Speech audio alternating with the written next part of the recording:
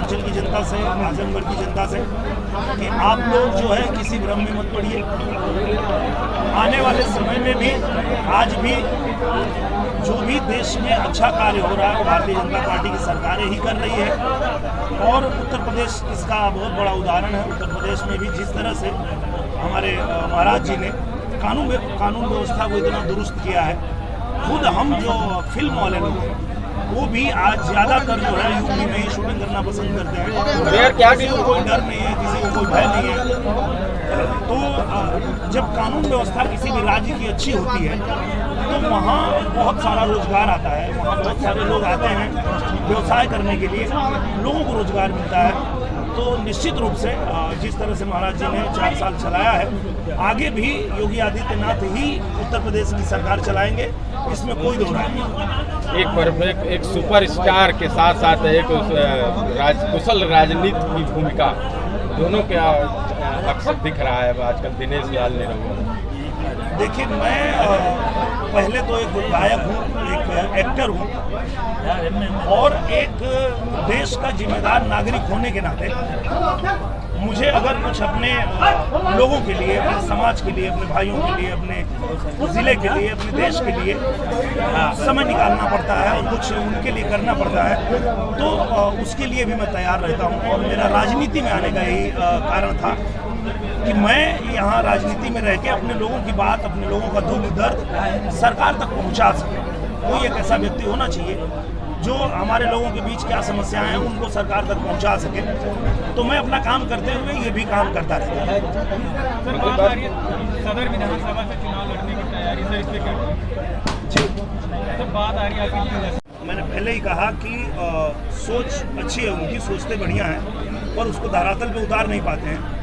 ये वही अखिलेश यादव जी हैं जो एक बार चाहते थे और उन्होंने ये काम अच्छा किया था कि वो किसी गुंडे को, किसी माफिया को, किसी ऐसे व्यक्ति को टिकट नहीं देंगे, अपने पार्टी में शामिल नहीं करेंगे।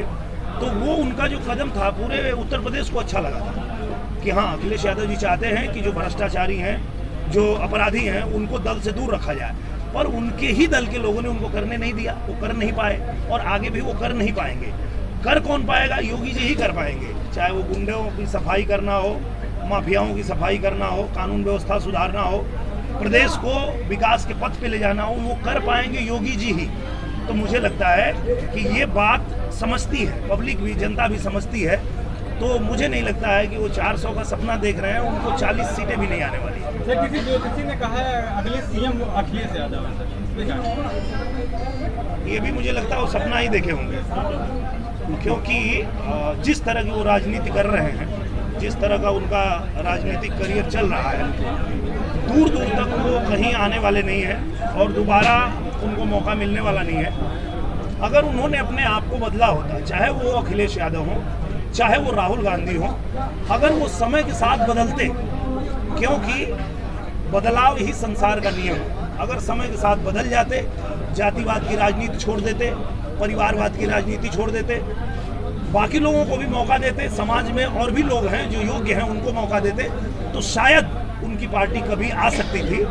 पर ये जिस तरह का उनका सिर्फ परिवार ही रहेगा, उनका ही सब कुछ चलेगा, तो मुझे नहीं लगता है कि आने वाले दिनों में कभी भी उनकी सरकार आएगी। शहर की ज़्यादातर सड़कें खराब है सर, लोगों का कहना है कि यहाँ से बीजेपी कैंडिडेट ना होने की वजह से यहाँ ध्यान नहीं दिया जाता है। ऐसी बात नहीं है, ध्यान तो दिया जाता है, पर बात वही है कि जो यहाँ के सांसद हैं जिनको आपने चुना है, वो जब जाते हैं, आपने आजमगढ़ का सांसद चुना, इसलिए चुना कि जब वो संसद में जाए तो आजमगढ़ की वकालत करें, आजमगढ़ के बारे में बात करें। वो वहाँ सिर्फ आजम खान की बात करते हैं, उनको आजमगढ़ और आजम खान में अंतर ही समझ में नहीं आता है। उनको पता ही नहीं चलता है कि उनको चुना गया है आजमगढ़ की वकालत करने के लिए, आजम खान की वकालत करने के लिए नहीं।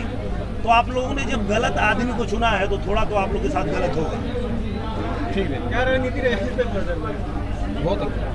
2022 में पूरी तरह से जो जनता है वो तैयार है फिर से योगी आदित्यनाथ जी को लाने के लिए।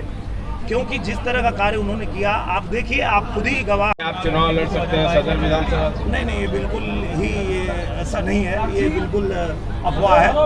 और जब मैं चुनाव लड़ने आया था, तो चाहे वो सदर विधानसभा हो, चाहे वो मुबारकपुर हो, वो सारे विधानसभा के जितने प्रत्याशी थे जो पहले लड़े हुए थे, और आगे भी जिनको मौका देगी हमारी पार्टी, मैं उनका सहयोग करूंगा, क्योंकि उन लोगों ने मेरा सहयोग किया था। जब मैं चुनाव लड़ रहा था तो सब लोगों ने मेरे साथ मिल करके और मेरा साथ दिया था, तो अब बारी है कि मैं उनका सहयोग करूं, मैं थोड़े वहां पे लड़ने जाऊँ। एक गीतों के माध्यम से चलते गीत तो भी हमेशा याद रहेगा। बिना वगैरह चाहे जितना जोर लगा ला, ये समाजवादी पार्टी के लोग जो सपना देख रहे हैं उनके लिए मैं बता रहा हूँ कि चाहे जितना जोर लगा ला, चाहे जितना शोर मचाला, लौटेंगे उपयोगी ही। आई हैं फिर से योगी जी, आई हैं फिर से योगी जी। बहुत बहुत धन्यवाद। तो फिर से योगी जी ही आने वाले हैं, उसमें कोई शंका की बात नहीं है। आप लोग निश्चिंत रहें, योगी जी ही दोबारा आ रहे हैं। ठीक सर।